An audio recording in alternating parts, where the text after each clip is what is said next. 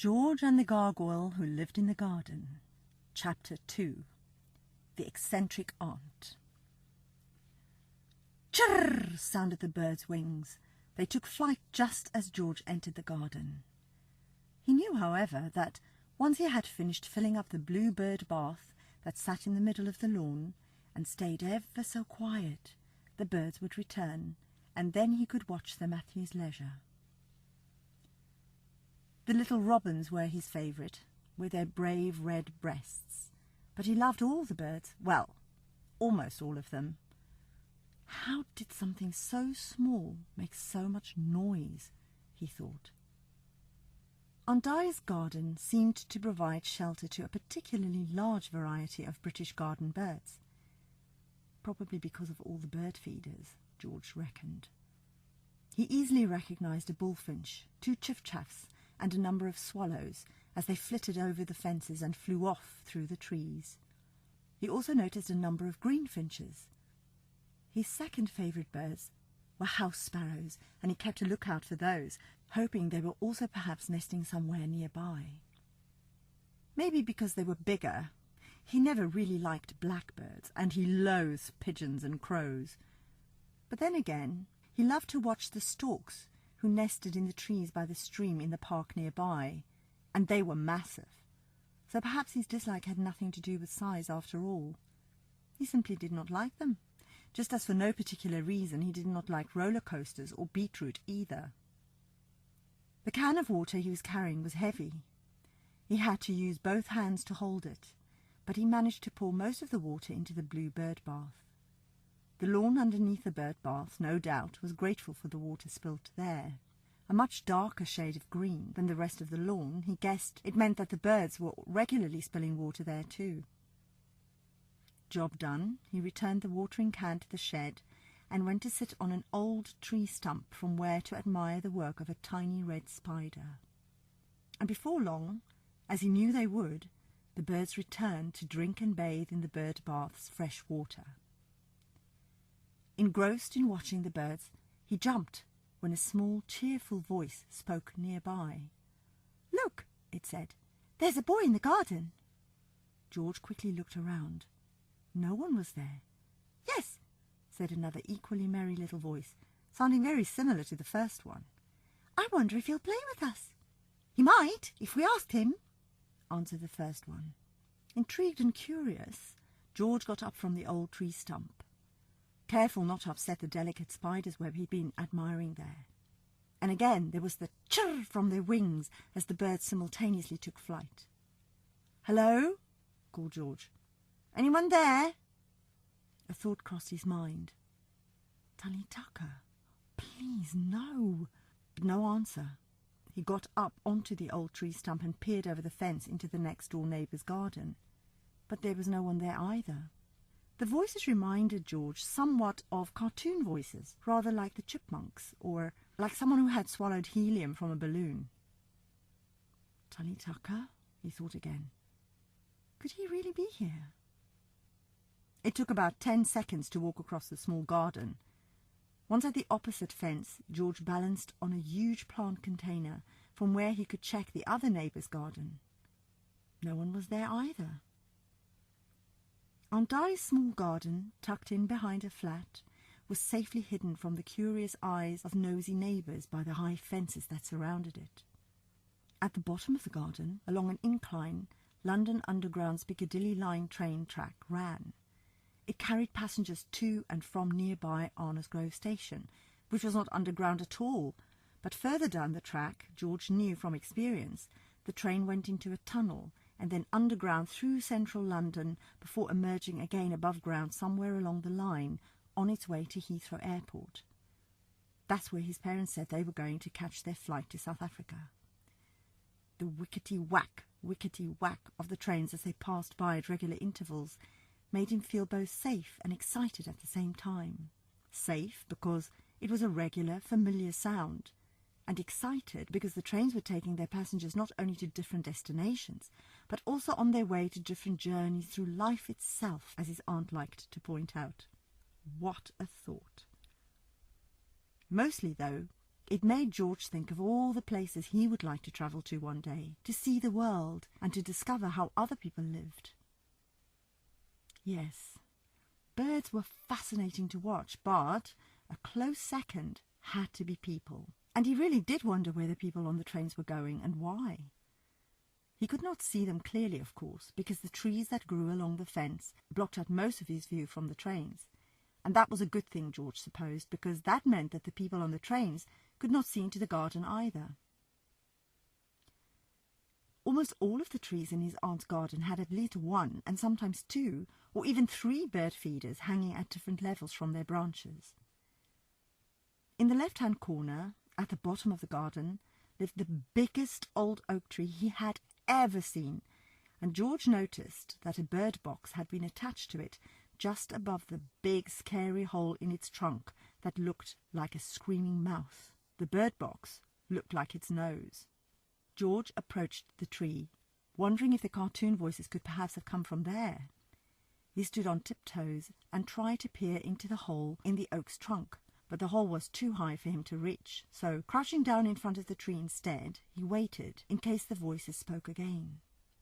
But after a while, all he could hear was the rhythmic wickety-whack of the trains, and the birds chattering and singing, and the occasional bee buzzing past. It was all so peaceful, it nearly lulled him to sleep. But after a while, when he was sure that the voices had disappeared completely, he shook himself out of his sleepiness and returned to sit on the old tree stump. A painter by profession, his aunt's artistic flair was clear in the extraordinary way in which she liked to plant vegetables and herbs and flowers all together in great big pots. These had been placed around her garden and included an assortment of unexpected containers. An old wooden wheelbarrow with herbs growing at one end and trailing ivy at the other had been pushed up against a bay tree. More herbs and grasses grew out of 3 car tires, stacked one on top of the other. They reminded George of a long overdue Mohican haircut, made all the more urgent as several plants and flowers had started to peek out from between the tires. A hodgepodge of smaller bowls and pots were grouped together. Tumbling from those, more herbs and vegetables and bright yellow flowers formed a new and pleasing design in each container. In another corner, 3 massive pots held carrots and beetroot and a mixture of salad leaves and an abundance of flowers in every colour imaginable. At first glance, the arrangements did not seem to make any sense, but on closer inspection he saw that they formed distinct and perfect pictures, ideal for creating paintings, which was undoubtedly what his aunt had had in mind when she'd planted them. The containers were mini artworks in themselves, each one decorated with different and colourful designs. Some of the more unusual colours were clearly invented by Aunt Di herself, probably by mixing together 2 or 3 different paint colours, George guessed. He smiled at the discovery of another of her quirky character traits, perfectly displayed in her garden, her infuriating and at the same time delightful habit of hiding surprises. For secreted among the trees and the shrubbery sat multicoloured statues of a gargoyle and a unicorn, a dragon and a griffin. Each statue had been expertly painted to make them appear almost real. The effect was quite creepy. Their eyes kept following George around the garden, no matter where he went. But he could never resist watching the birds for long, and his gaze returned to the blue bird bath in the middle of the garden, which attracted most of the activity. Even the squirrels darted across the lawn to take swift sips of water.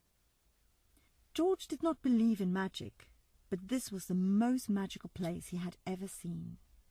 He fancied the trees and the plants were whispering his name. "Hello, George. Welcome, George," he imagined they would say if they could talk.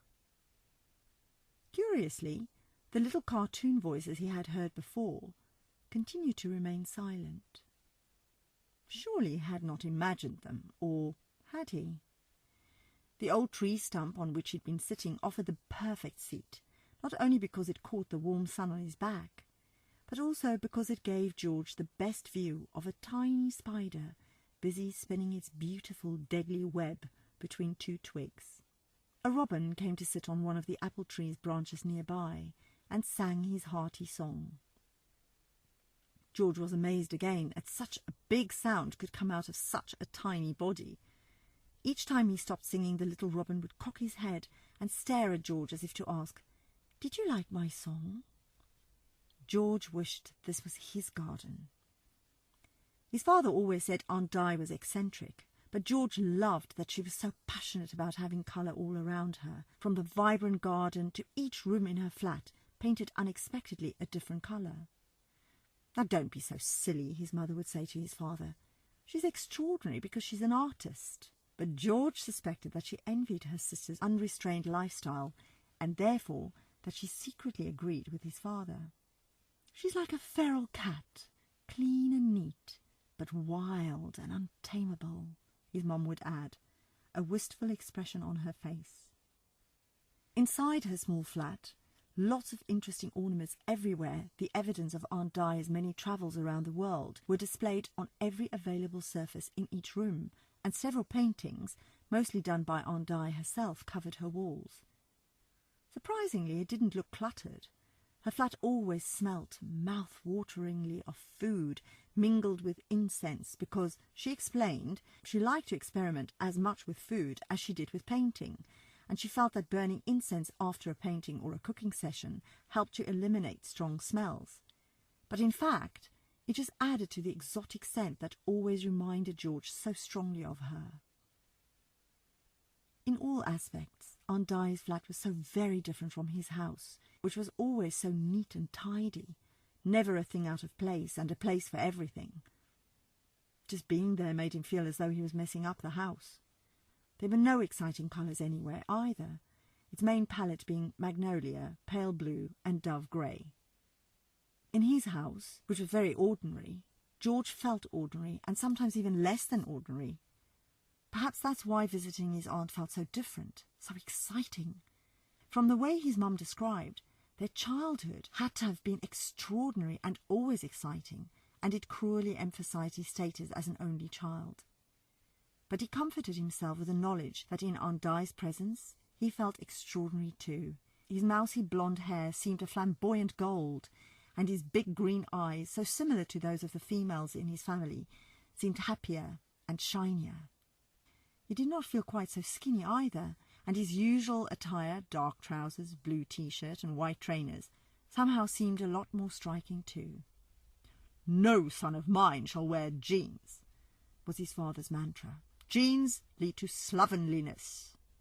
But most significantly, Aunt Di listened when he spoke without interrupting him, and she laughed at his jokes, really laughed, although he suspected they were not all that funny. But it spurred him on to find new, witty ones, especially for her. She liked clever jokes that used language in unexpected ways, and surprisingly the internet proved a great help in finding quite good ones. Occasionally, mainly during holidays, when she had to work away from home, his mum would take him to spend a day with Aunt Di in her art studio in Islington. That was always an intensely special treat too, because his aunt allowed him to paint there, and then the smell of paint typically stuck to his hair and to his clothes for a whole day afterwards, which caused him to walk around in a haze of happiness. "Oh, it's my great pleasure having George here," he heard his aunt saying into the telephone. She was standing at the window above the little balcony which overlooked the garden. George waved at her. His parents must have arrived at the airport. "Yeah, he's making friends with the garden at the moment." She returned his wave and smiled. "You just go ahead and enjoy yourselves. George and I are going to have great fun here. Don't you worry about us. I have lots planned." Aunt Di always reminded George of an exotic sort of bird. She was walking back and forth in her familiar distracted fashion, and she looked particularly spectacular today in her brown trousers, purple vest, orange shirt, and large green and gold earrings. On anyone else, that combination of colours would have been hideous, George reckoned, but on her it reminded him of some kind of fantastic bird of paradise. A bright pink band barely controlled the mountain of wild flame-red hair.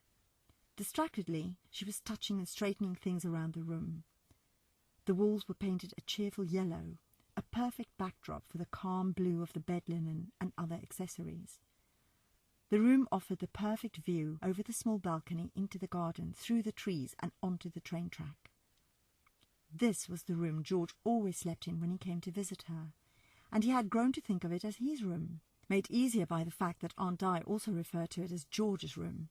She had even fixed a blue plaque with his name in big gold letters on the door. "Enjoy the fishing trip. Don't get eaten by the sharks. See you when we see you. Bye," she said, and disappeared into the shadows beyond the window. George resumed his bird-watching activities, still keeping a hopeful ear open for the little voices he had heard earlier. Moments later, Aunt Di joined him in the garden.